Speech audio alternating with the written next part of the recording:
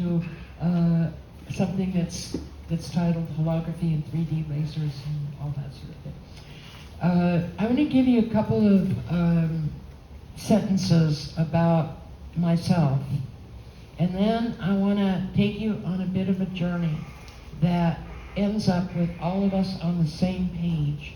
Before we talk about holography, I have to know that you understand a couple of things about light.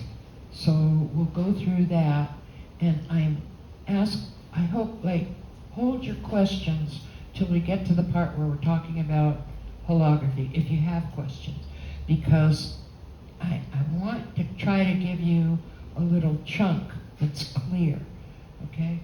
And so, and this is what you're getting. I used to teach this to, well, let's see. I did a lot of, let's see. It's so hard. I'm 80 years old. I have a lot of history. And I'm a painter.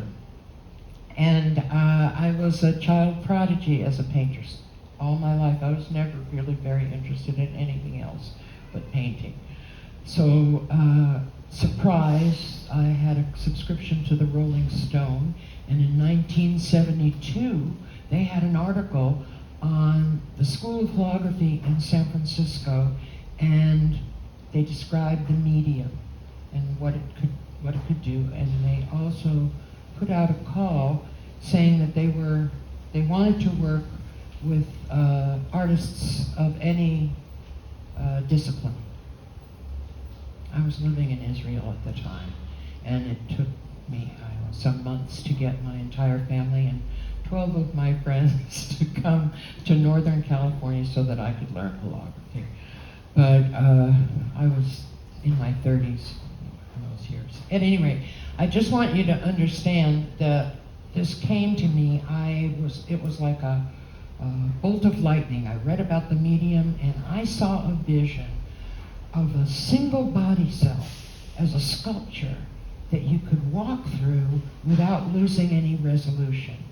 And I was so fired up about that. And life being what it is, what I actually ended up being able to do was to make the first holographic recording of scanning electron microscope information for the Smithsonian.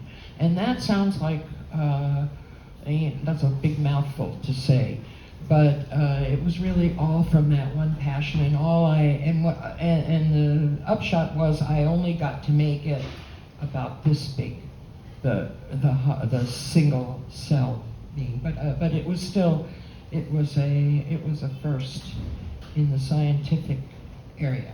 So that's gives you enough about me.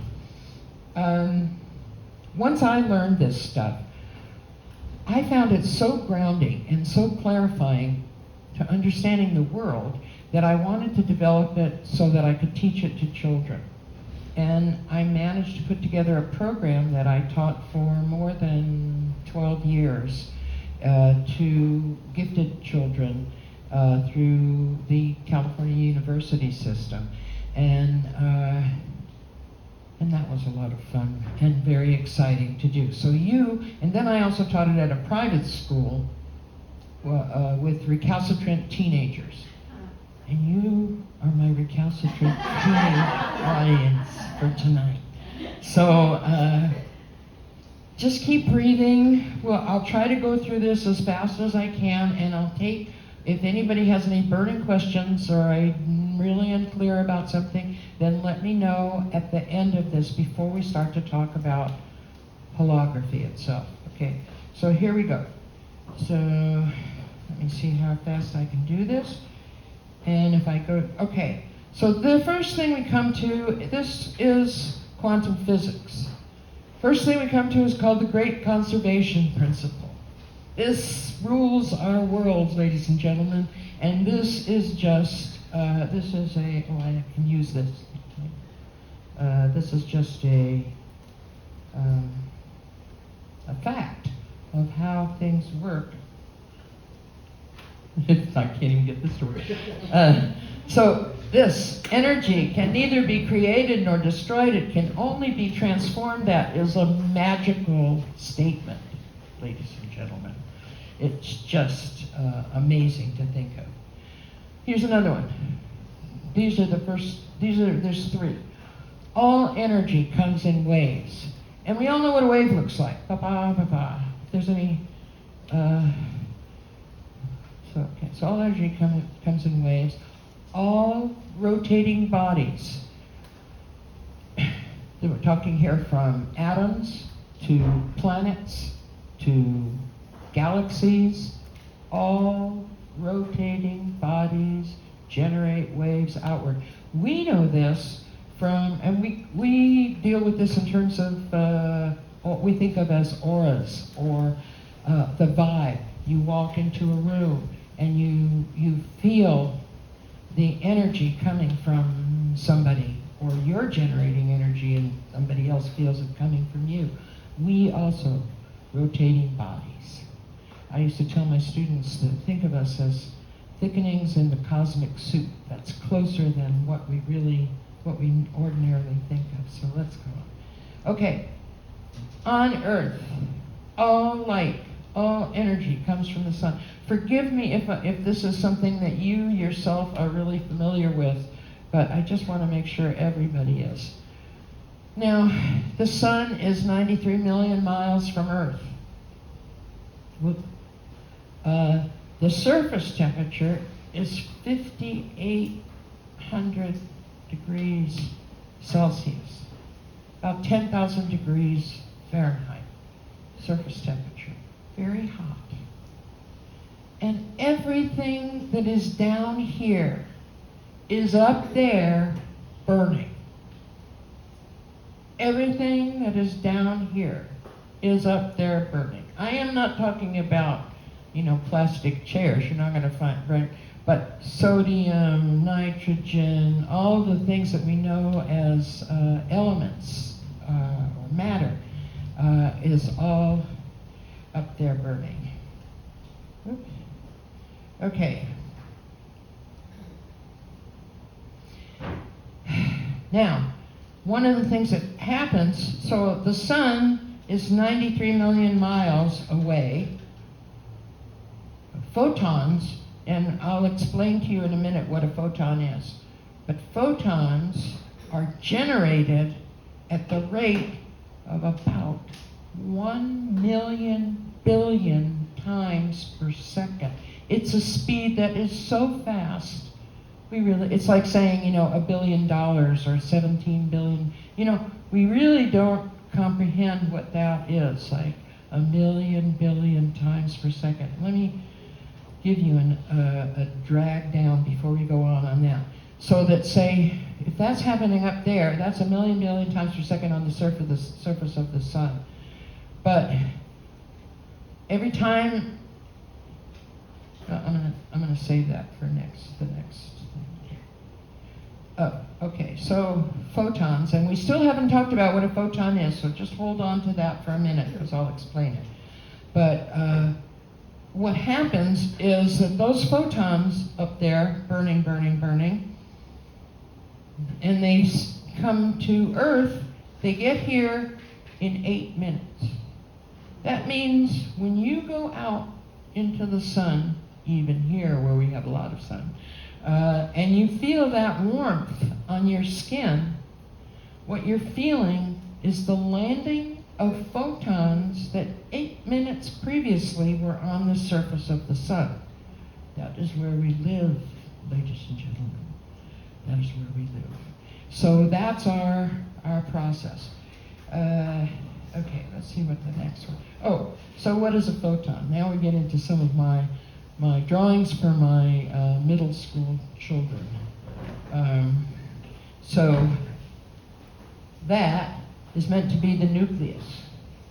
And these two little lumpy things with their orbits are meant to be the electrons. And what we're looking at is an atom of helium which has 2 electrons. So you would write helium, you would write H2, and that would give you the standard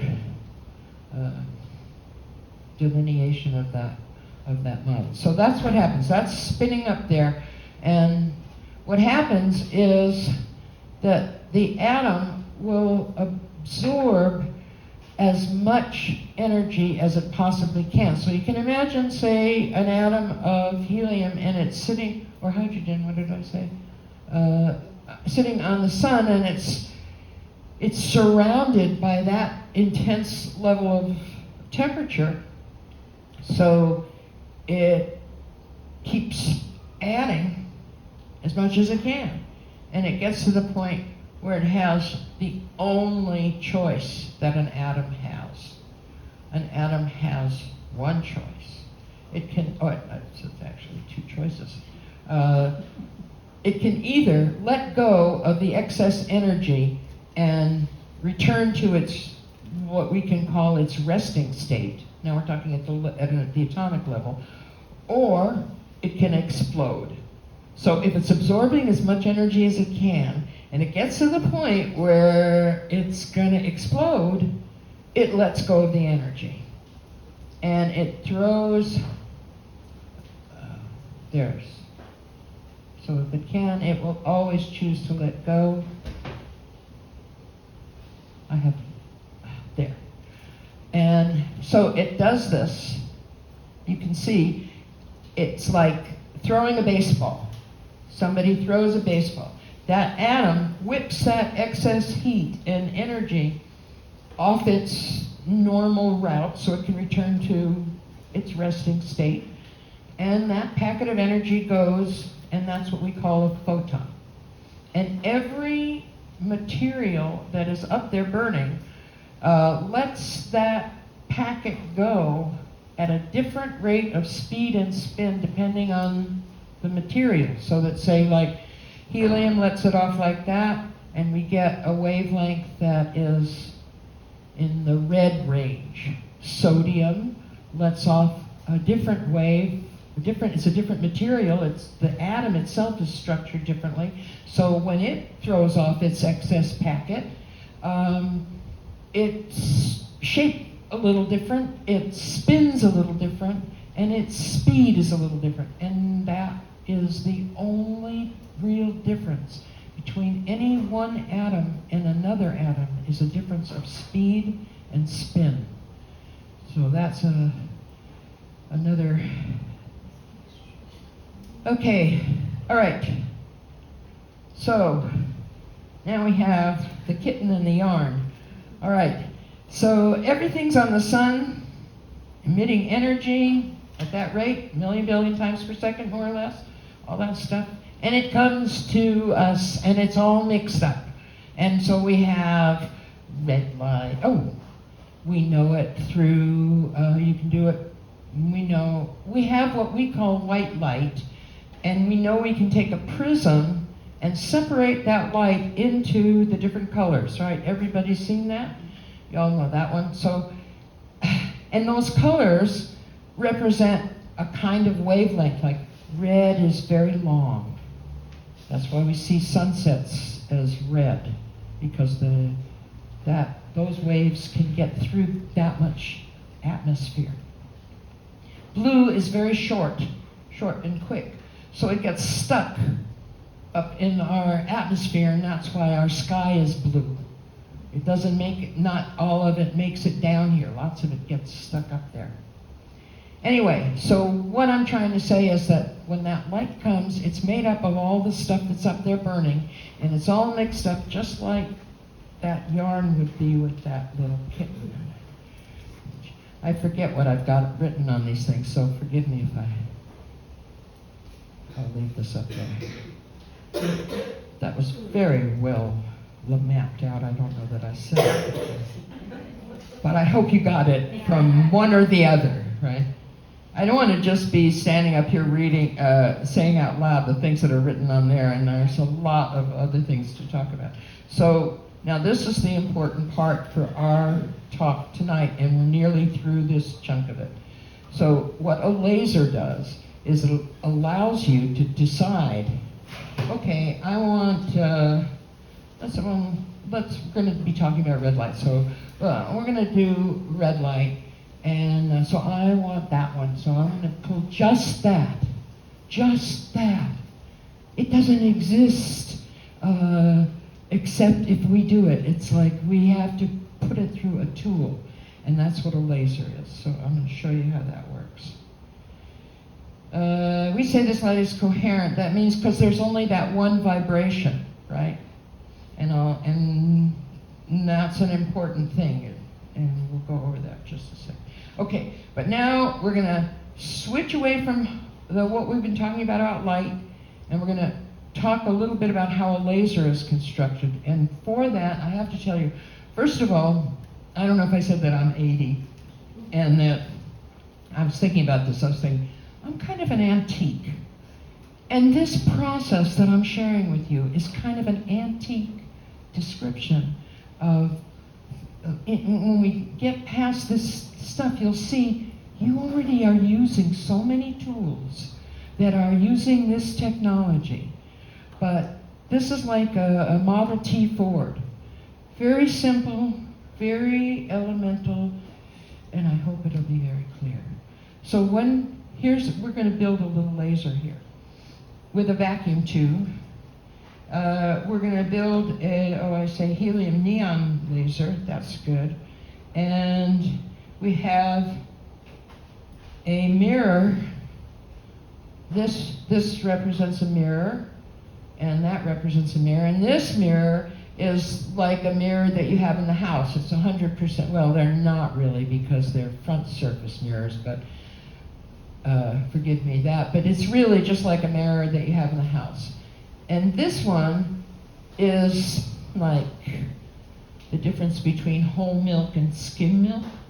It's spread out so that the surface of the mirror has about 3% holes where it's just clear. Okay? All right. So what we do with this, of course, now we introduce gas, and in our case we're using helium neon gas because that's what I know best. And you have to think that this thing actually gets plugged into the wall. And there are things missing from this image, so we can talk about that later.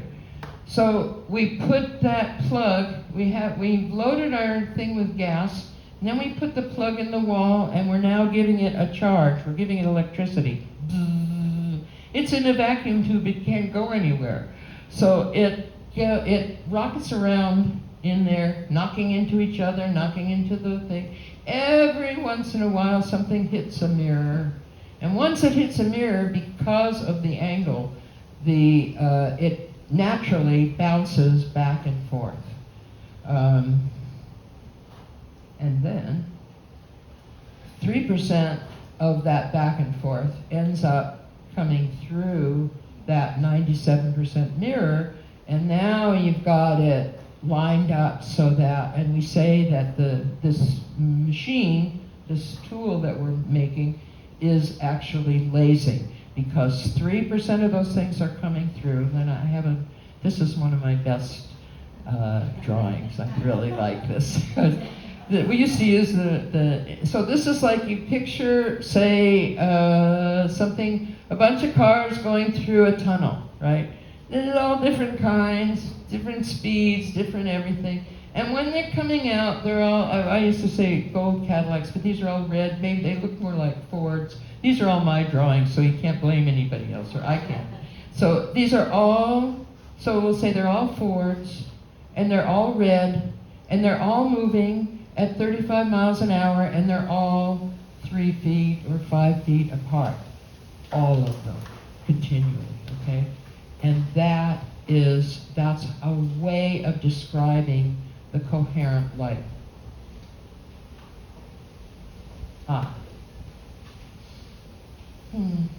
Okay, now we come to something, and perhaps I should have said that, I should have described a laser as, wait a minute, let me go back to here. Right. Maybe I should have described it like, laser means light amplification stimulated by electromagnetic radiation. I think that's how it works out. It's either stimulated or simulated. That's a discussion for physicists, and we don't need it. We don't care. However it is, it gets jacked up. It gets boosted by the electricity. And then this is a design, okay? And, all right, then we come to one last, this is the last of this kind of slide. This is actually a very important thing to understand about our universe, our world that we live in, okay? You know, like how a wave, when we talk about a wave, and we say that a wave meets crest to crest, what we mean is that when if these are coherent lights, if this is a coherent flow of energy, then where those waves meet, you have available all the energy from each side, so that the energy is, you don't lose any power, you don't lose any amplification. So we know that in our lives, like if you're happy and you walk into a room and you meet a bunch of other people who are happy, your energy just stays really far up. If you, okay, so that's next slide. If you have a wave of energy that meets crest to trough, so then what you have is that flattening, which again, we all understand from if you go into a room and you're feeling pretty good and somebody's in a bad mood. And you know how that, like, you can walk in, you're feeling fine, everything's great, somebody feels really low, and the next thing you know, you feel kind of like, well, I'm not sure why, but I'm not that happy anymore. That's an actual physical expression of this particular slide. And same thing, of course, is true if waves meet negative to negative, you have a cancellation or a negative expression that also doesn't lose any energy. So if you're in a bad mood and you walk into a situation where somebody else is in a bad mood, chances are, you know, you're both going to feel the weight of both that combination of energy. That's just the physics. All right. Now, this is a diagram of a holographic camera. This is what I used to teach kids to make.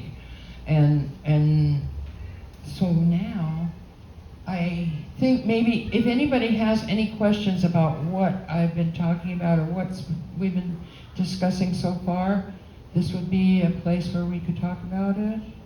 If you're all okay, I'll just go on. Okay. All right.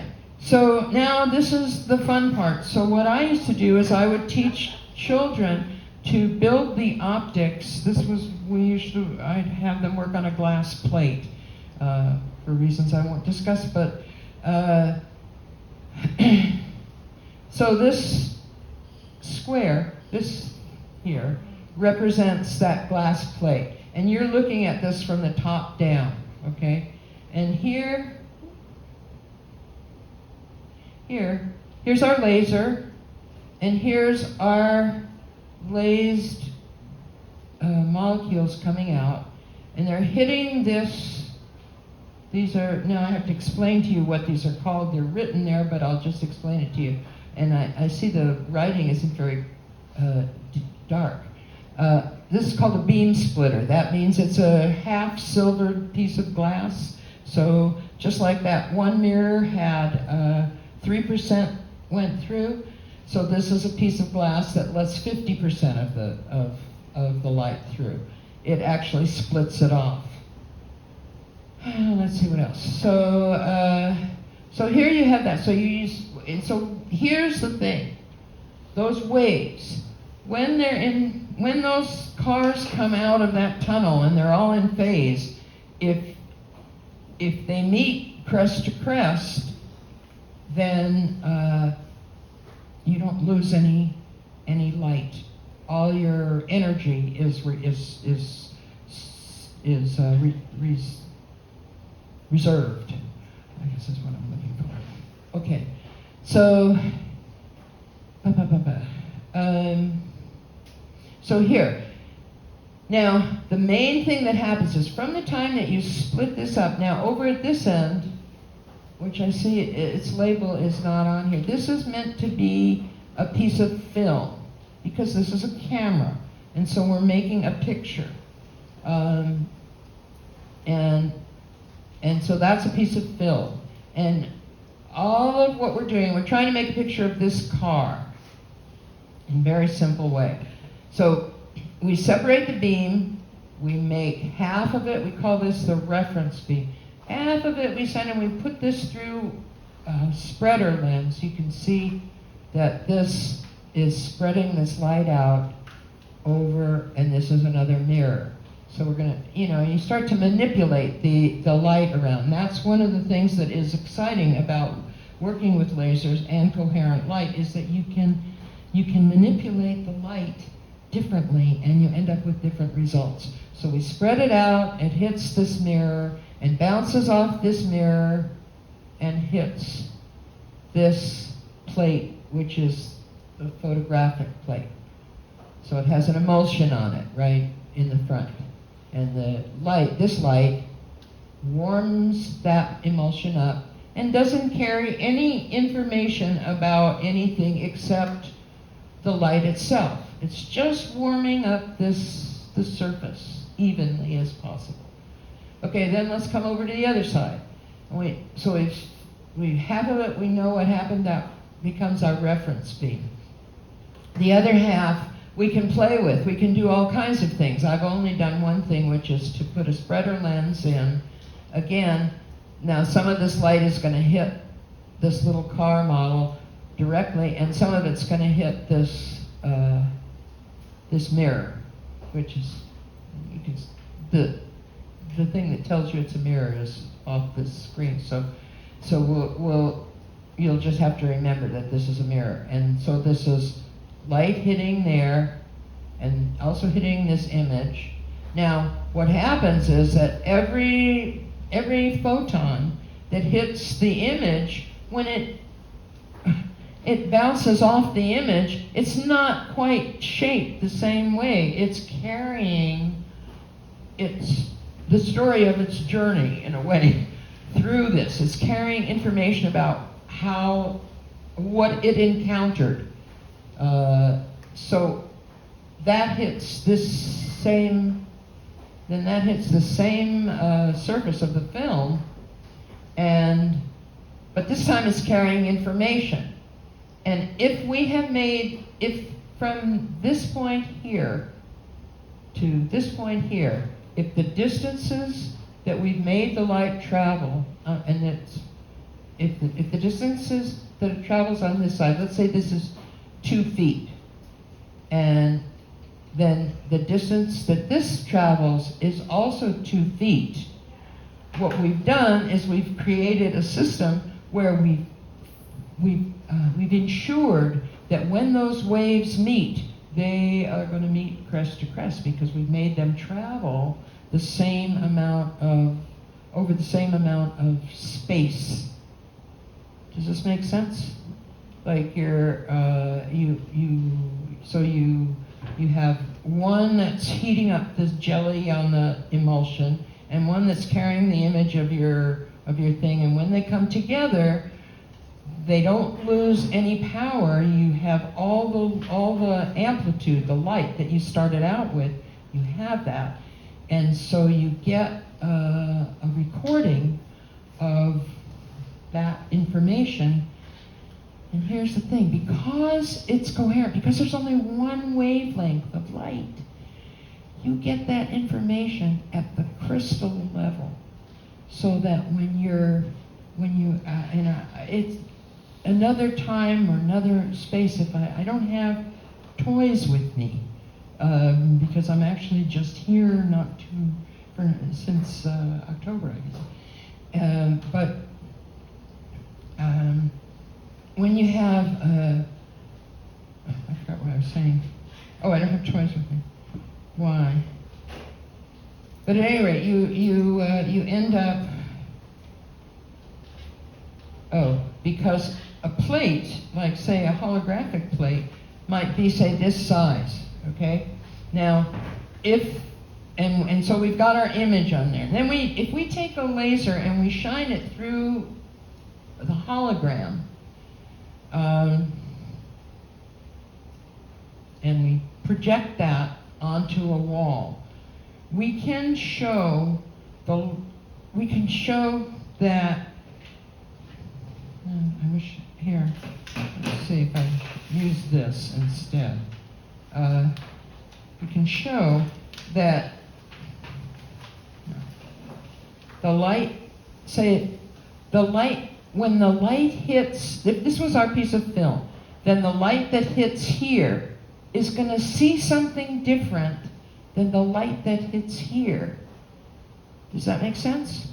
Okay, so when you put a laser through this, you can actually, you can see like all around this car, all around, anywhere that a photon could get to it and get over to the film plate, you see that image. So you see it like, you can see it from all around, every angle that was available. Especially say, for instance, if you were really going to be making this hologram and go to all this trouble, you probably would want to split this even further so that you could light this little car from both sides, right? If you lit it from both sides, you would get a better image of it onto your photographic plate. But this is confusing enough in a way, then without trying to add all that stuff. There's an real art form to making a hologram. Once I was very fortunate to see, and this is in the 70s, in the early days of holography, and somebody brought a hologram that had been made in Russia with Catherine the Great's jeweled comb, and they had used just like we've got a reference beam here. This is our reference beam. They had used 5 reference beams to make this, so that when you had this in the right angle to the light, you could see the comb stood up, and you could go like that all around it and see all around it, because they had they had made so much of it brightly visible to the film plate that they were using. Okay, so that's a real basic diagram of how a hologram is made. But that principle is used everywhere. Like when you're going to the supermarket and they're checking your things, that's a laser system, right? Your laser is reading the code on your Oreo cookies, and as you pass it through there, the laser reads those barcodes and links it to whatever numeral codes that they've got set up in their computer system, so that they know that they just sold a package of whatever, Oreo cookies or whatever. So that's a use, a very minimal use. You see, and then of course there's things like a laser is just straight, because light only moves in straight lines. You can bend it, but you have to have something like fiber optics, and that's another thing that we use a lot. But all of the technology that we use, we start to use more and more coherent technology. Now, the interesting thing to me about all this is that, remember, all energy comes in waves? So we've got helium, or helium neon. We understand that's red. Let me give you an example. That, we say that has like 633, we give it a number. We say 633 nanometers. But what that really means is that in the space of an inch, or 10 centimeters, roughly, not 10 centimeters, what's an inch? 2.5, what, I don't know what it is in centimeters. 2.5? Okay, so 2.5 centimeters. But in that space, that means that that gas has, it makes its full wave 633 times every 2.5 centimeters, like that. So 600, that's how fast that light is moving. And when you think of, say, like, you know, we talked about a million billion times per second on the photon on the surface of the sun. Well, every time it gets involved with matter, more matter, that speed slows down, so that, like, in our universe, those are the fastest things that are happening, the generation of photons. But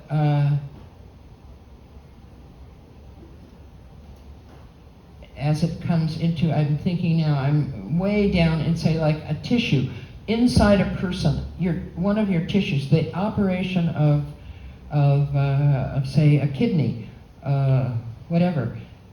Those operations take place at the rate of 10,000 times per second. Now, that seems very fast.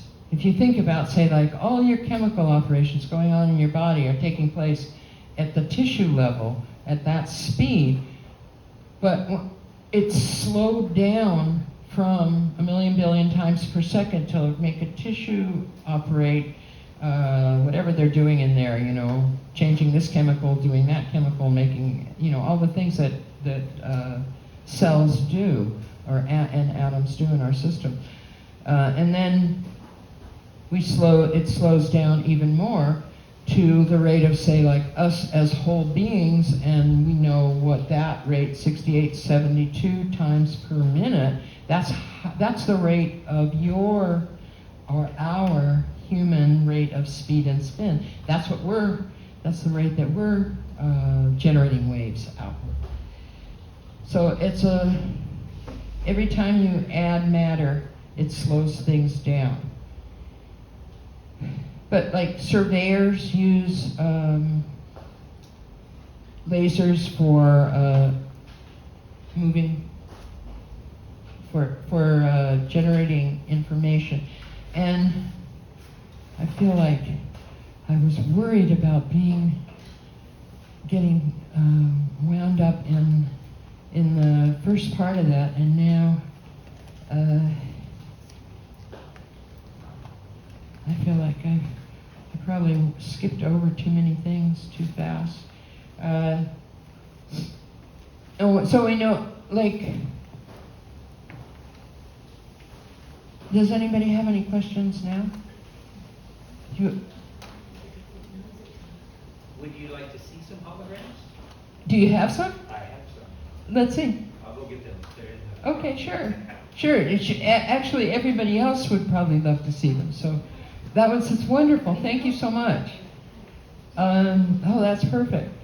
Let's see what kind he has. Because this is like laser generated, and there's all different kinds of holograms. One of my oldest friends invented the process that makes it possible for you. You know, you have one on all your credit cards have a hologram. All our money has holograms. That's because it takes place at the crystal level. So that if they want to look at a bill, when they put a bill through a machine, what they're doing is they're checking that crystal level so that they can see, because who can reproduce, if you could reproduce it, you know, you'd be working for the government making money. It's not so easy to do this kind of thing. Well, anyway, but yeah, like a friend of mine, because he anyway, yeah. So that's and then there's things like LiDAR. Do you know about LiDAR? Which is like ground penetrating. It's also using a laser because it's that one beam. It's only that one vibration of light. So it cuts through interference. So what they can do with LiDAR, for instance, is they can go over like the jungles here, and they shine that. They make the laser play through an area, and they can see underneath the trees. They can kind of, it's because it penetrates and enables them to pick up information again at that very crystal level of, so that they're it just gives you more information. You have less interference, less stuff. Oh, look at, he's dragging all kinds of things. Huge amount of stuff. What is this? How interested people are. What? Said it'll depend on how interested people are. Yeah. I'm not sure that we want to. I'll show you the easy one first. Are you making holograms here? No, I work for a company, Which company? Zebra Imaging. Mhm. Do you know Mike Cruz or Holcott or Craig Newswanger? Hold on. Yeah, those are a little bit familiar names to me. It's a but very like, small community. Yeah, but it's always been a small community. Okay, what we did, and I just brought the commercial ones, but your diagram is perfect for what we did. Where the mirror behind the car, we found a way to use an LCOS, the real large movie projector. So we would take a rendered image, and we no longer needed the object. So we could make a hologram of anything we could render and digitize. So you no longer needed the object. Because what you were doing is we did exactly the same thing we did with the reference beam and the data beam. And we generated the image through a software. Some of this conversation we might have, if you have things that they can look at. That's what. So this is a multi-view hologram. So if you rotate it, you'll get 4 different views. Okay. Don't show me. This is like, I mean, can we pass these around so people can see them? So what you do is hold the light just above it. This one is unique. It's 4 views. So as you rotate, honey, you'll go through 4 different floors. Let's not, You have to hold the light. all right. And then I have another. At any rate, I don't want you to just start taking over this whole thing. If you want to share it, I mean, like, I think that's great. People can see a hologram. At the end, What? maybe at the end of the. Yeah. Yeah. I mean, and bringing all this is like a little bit overkill. But I don't have to show any of it. well, I think that's great. I think it's great, and for people to be able to pass, like, I think maybe pass another one around with a light since you have it, and let people see what we're talking about. Because when you move that light around, you get an image, you get a sense of what I mean about the crystal level and how it changes the image, how the passage of light over a recorded image changes it. I didn't mean to show them see too, but well, I want the people back there. Yeah. That The photoplate is two-dimensional, yes. So how do you get to three-dimensional? Well, that's the thing. See, because, and that's an interesting question, thank you. The reason that you see it that way is because your eyes are that far apart. Do you know, remember the old toy? There used to be an old children's toy that was like a stereoscope or something like that, where you put like slides in, and so you had two slides that were taken a foot apart, and when you looked through it, you saw three-dimensional. It's the same thing, like if you see, this is a great additive for them to be able to see that. It's the same. It's Thank you so much for that, because I don't have anything with me. Yeah, so, and the same thing for looking at a plate. You're looking at an image, but you're seeing all these different things. The thing is that the difference between a photograph is like, if you blow up a photograph, Lord knows what I did with that.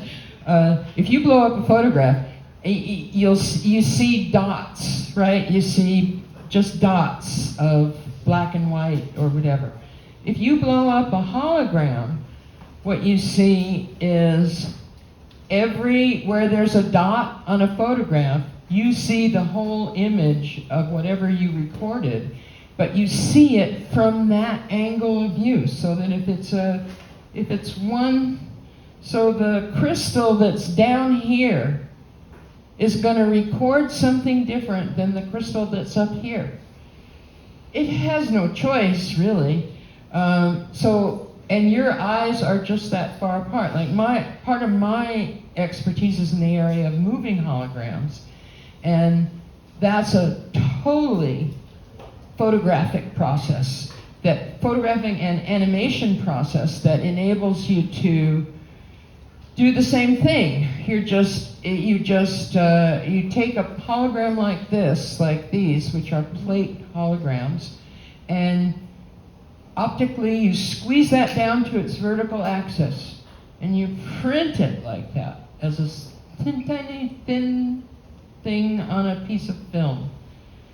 And for every, again, 2.5 centimeters, that's about the distance that you have to be for your eye to pick up a different image. So if any of you have seen moving holograms, what you're actually seeing is like, say, a film. If I take a portrait of you and I have a camera here and you turn and my camera stays still.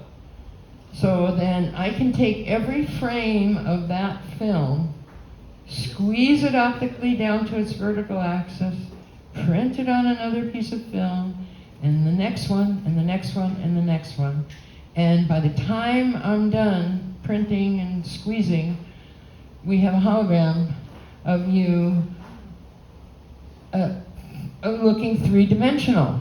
But is it really three-dimensional? Is there really anything there three-dimensionally? I would say no. So it's in a way, an optical illusion. But the tools that you can build using that process are not optical illusion. You actually can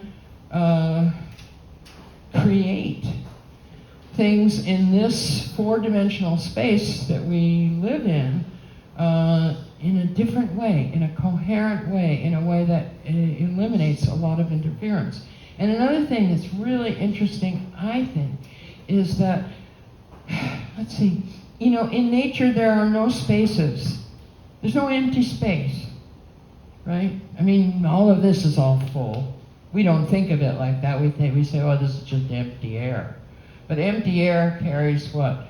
This is another one. We know 32 pounds of pressure per square inch, right? Cubic.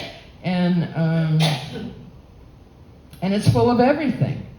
So if you think about an energy system that is coherent, if you could find the vibratory rate, just like helium has at 633 nanometers.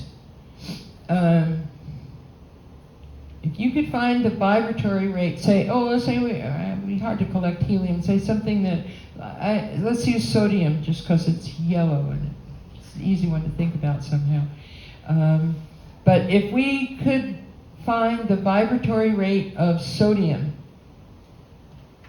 and we created a system like the laser in the sense of pulling out just that one vibratory rate, we could turn on this thing which would vibrate at the right amount of right frequency, and we could collect, this is theoretically, we could collect sodium, precipitate it right out of the air. They do things like that with water now in like the Nambian deserts and things like that. They vibrate, and if they use the idea of a coherent frequency to pull out matter from that same tangle of yarns that we talked about in light. That's true everywhere. And all the spaces, like when you look at the electromagnetic spectrum, if you ever see those charts, and they have, they'll show you like the range of visible, okay, there's the electromagnetics that we've got, that we recognize or we understand so far. And in the center of that is a very narrow piece, which is the range of visible light. Do you know what I'm talking about when I say this? This is like something you see in school. Okay, all those other spaces, those are all filled. Some of them we know what they are: X-ray, what else? Cosmic rays, whatever we call anything, whatever we say about it.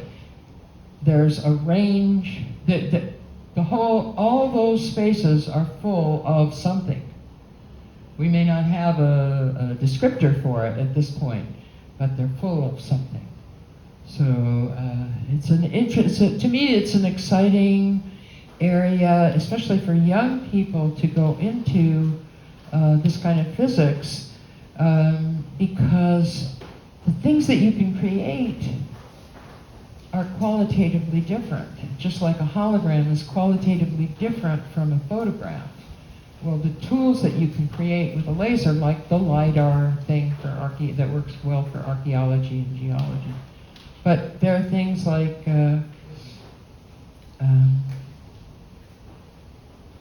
in medicine and everything. I can't even think of anything at the moment that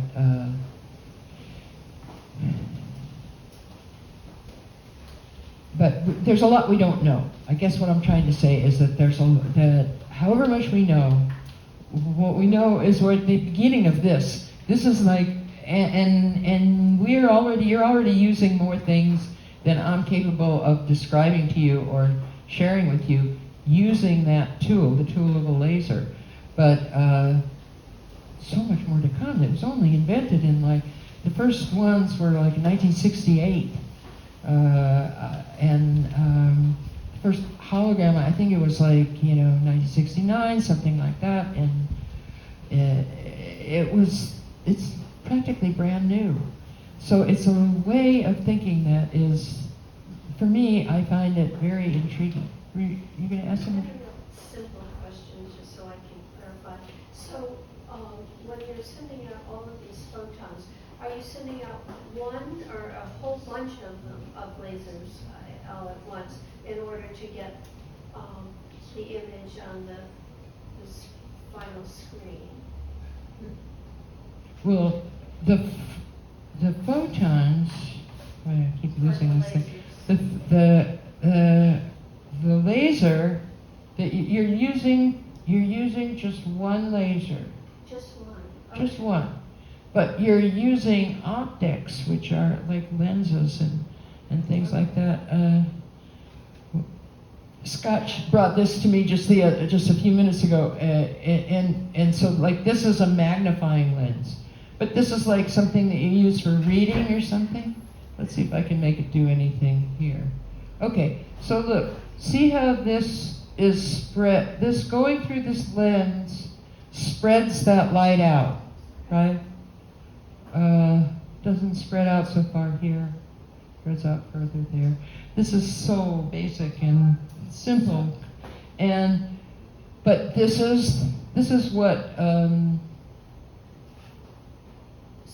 these lenses, this kind of a lens, is doing this. Is spreading it out so that. And just like you can you see the sort of like dots in that light? You feel like you can almost see the photons. I can't speak to that too much, usually you do this in a darkened room, and you have all this going on, like all this stuff going on that's actually light. It's gorgeous. It's also gorgeous. It's a beautiful. I think it's a beautiful kind of experience. Yes. So, of course, one of my early experiences was the hologram and Star Wars. Okay. Uh-huh. Layout. Oh, so yeah. Was that using all these different splitter lenses to capture or how? That was not done with that was not a hologram. Okay. That was done with mats, with standard animation masks. In fact, I was working with a company called Multiplex where we made where we made moving holograms. We did make a moving hologram for a movie called Logan's Run.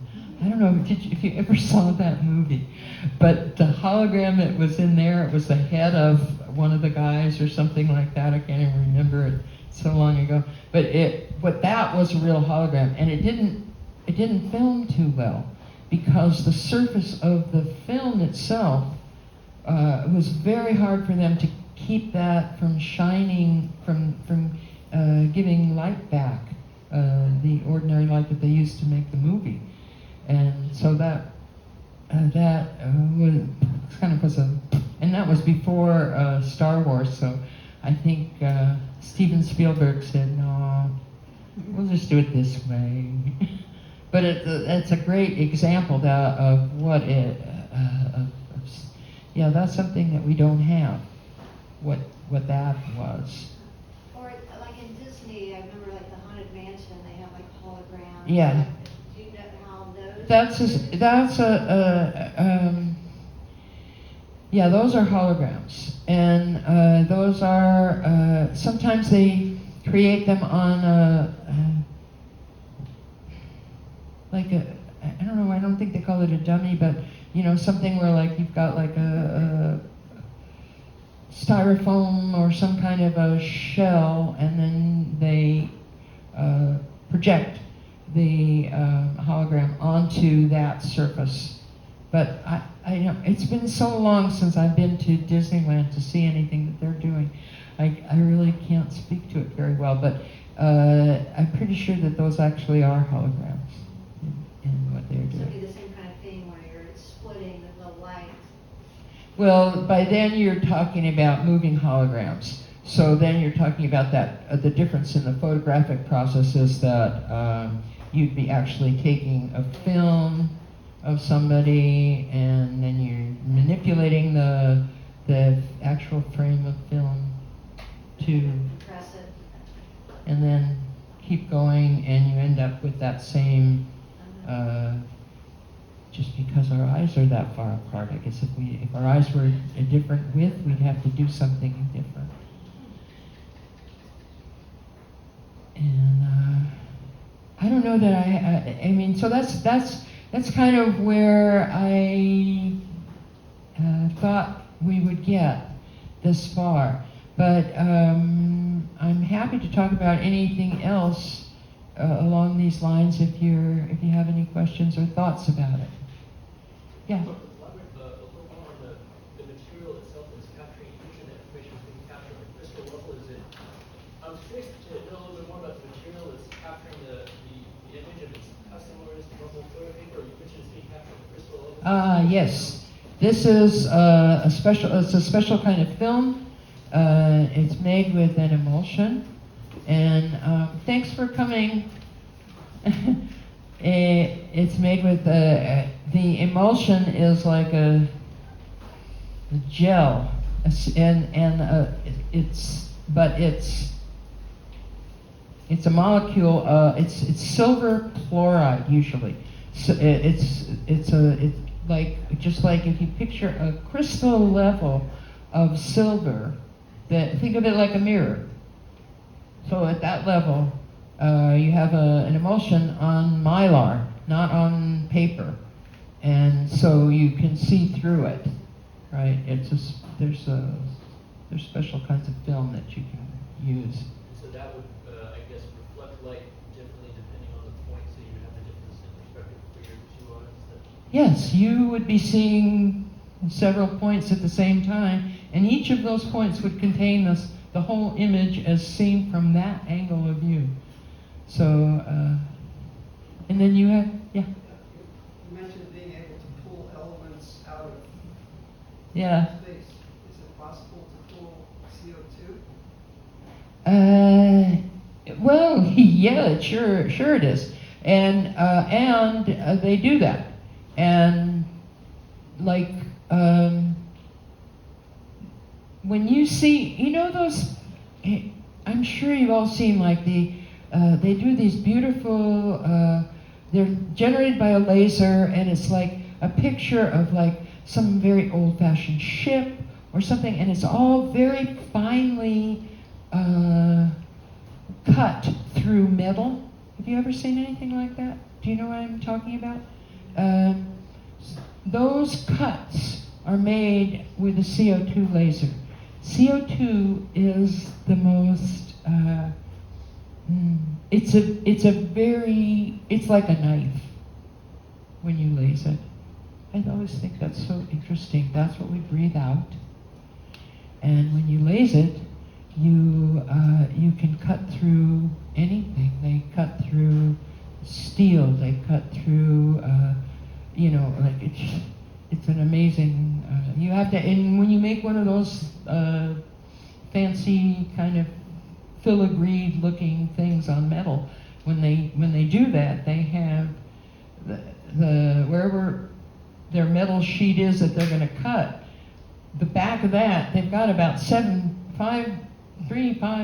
feet of lead behind that, so that laser stops on the other side of that, because otherwise it doesn't. So yeah, so I mean, that's why I say, like, one of the most interesting things to me is that is what have we not yet discovered?